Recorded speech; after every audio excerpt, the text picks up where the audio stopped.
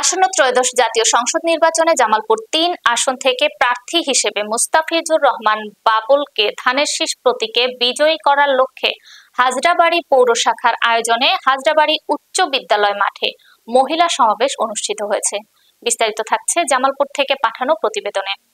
সমাবেশে হাজরাবাড়ী পৌর বিএনপির মহিলা বিষয়ক সম্পাদক নীলুফা ইয়াসমিনের সভাপতিত্বে প্রধান অতিথির বক্তব্য রাখেন বিএনপির জাতীয় নির্বাহী কমিটির সহ সম্পাদক ও জামালপুর ৩ আসনের প্রার্থী মুস্তাফিজুর রহমান বাবুল। অন্যান্যদের মধ্যে উপস্থিত ছিলেন হাজরাবাড়ী পৌর বিএনপির সাধারণ সম্পাদক শাহ তালাত মাহমুদ সহ বিভিন্ন মহিলা দলের নেতৃবৃন্দ।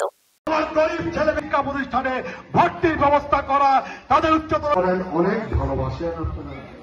25 বছর ধরে আমি অপেক্ষা করতেছি, 25 বছর আমি পার করছি। একজন ভালো এমপি ছিল, আমাদের একটা ভালো ছেলে ছিল।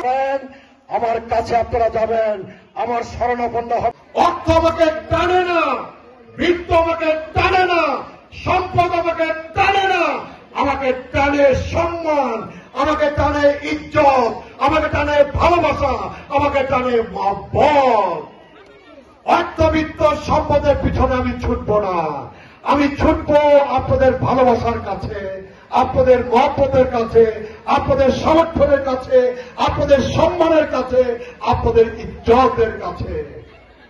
আপনারা ঠকবেন না, আমি আপনাদের ঠকাবো না, আপনাদের ভোটকে আমি অসম্মান করব না, আপনাদের ভোটকে আমি ভোটকে আমি ভোটের ইজ্জত আমি নষ্ট করব না। আপনারা আমাকে সম্মান দিবেন, আপনারা আমাকে ইজ্জত দিবেন, আমি সেই সম্মান এবং সেই ইজ্জতটাকে আমি রক্ষা করব।